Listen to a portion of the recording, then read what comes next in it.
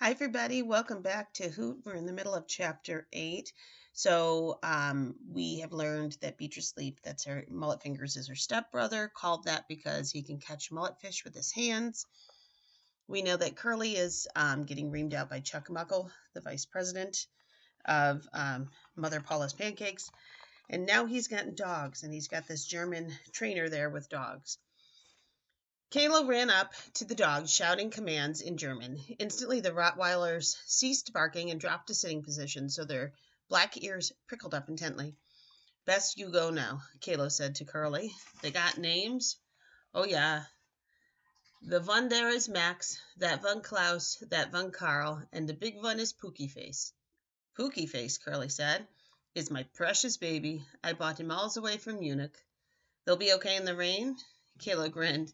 They'd be okay in a hurricane. You go home now. Don't worry. The dogs, they take care of your problem. As he walked back to his truck, Curly saw that the Rottweilers were watching every move he made.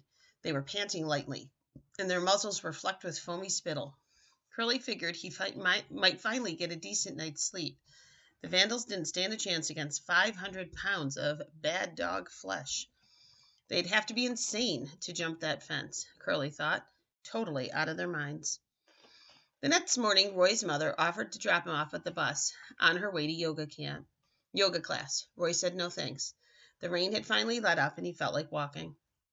A fresh breeze was blowing in the bay and the tangy salt air tasted good. Seagulls circled overhead while two ospreys piped at each other in a nest at the top of a concrete utility pole. On the ground at the base of the pole were bleached fragments of mullet skeletons that had been picked clean and discarded by the birds. Roy paused to study the fish bones. Then he stepped back and peered up at the ospreys, whose heads were barely visible over a scraggle of the nest. He could tell that one was larger than the other, a mother probably, teaching her fledgling how to hunt. In Montana, ospreys lived in the cottonwoods all along the big rivers, where they dived on trout and whitefish. Roy had been pleasantly surprised to find that Florida had ospreys too. It was remarkable that the same species of bird was able to thrive in two places so far apart, and so completely different. If they can do it, Roy thought, maybe I can too.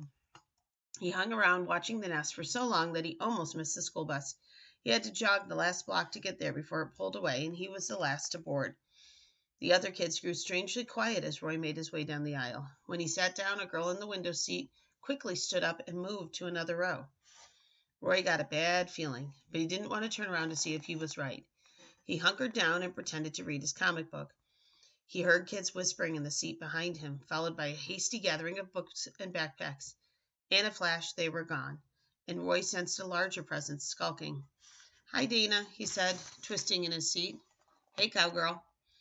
After a week, Dana Matherson's nose was still slightly purple and puffy, though it definitely wasn't protruding from the center of his forehead, as Garrett had claimed. The only thing startling about Dana's appearance was a fat, scabrous upper lip that hadn't been that way when Roy dropped off the letter at Dana's front door. Roy wondered if Dana's mother had popped him in the kisser. The new injury endowed the big oaf with a disconcerting lisp. You and me got thumped into Thettle, Eberhard. What's business? Roy said. I gave you an apology and that makes us even. Dana clamped a moist, ham-sized hand over Roy's face. We're a long way from even, you and me. Roy couldn't speak because his mouth was covered, not that he had much to say.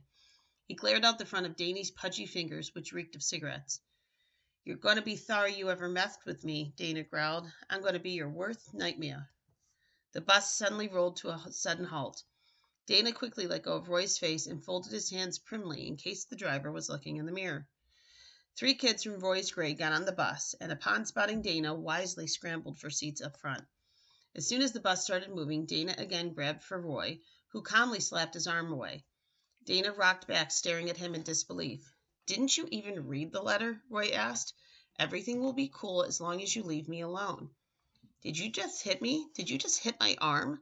Sue me, Roy said. Dana's eyes widened. What did you say?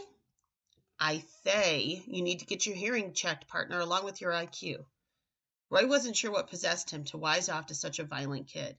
He didn't particularly enjoy getting roughed up, but the alternative was to cower and beg, which he couldn't lower himself to do. Every time the Eberhards moved from one town to another, Roy had encountered a whole new set of bullies and goons. He considered himself an expert on the breed, and if he stood his ground, they usually backed down or looked for someone else to hassle. Insulting them, however, could be pretty risky.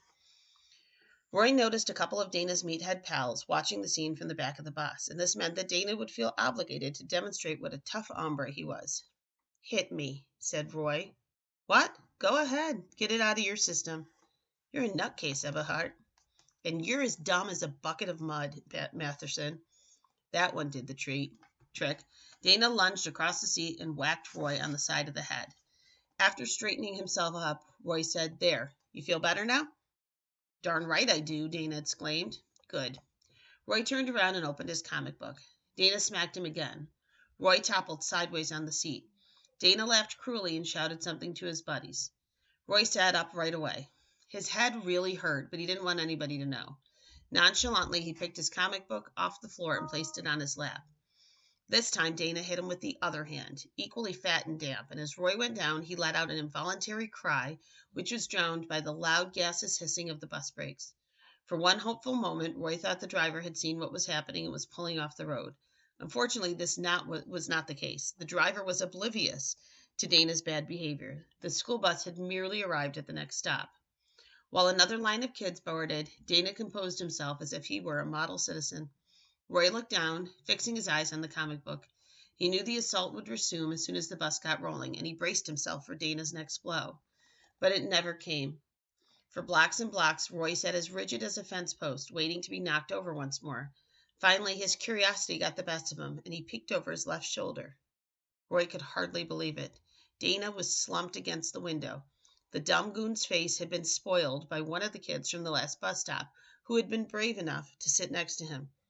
"What are you staring at?" the newcomer snapped at Roy. And despite his pounding headache, Roy had to smile. "Hi, Beatrice," he said, and we're going to stop there.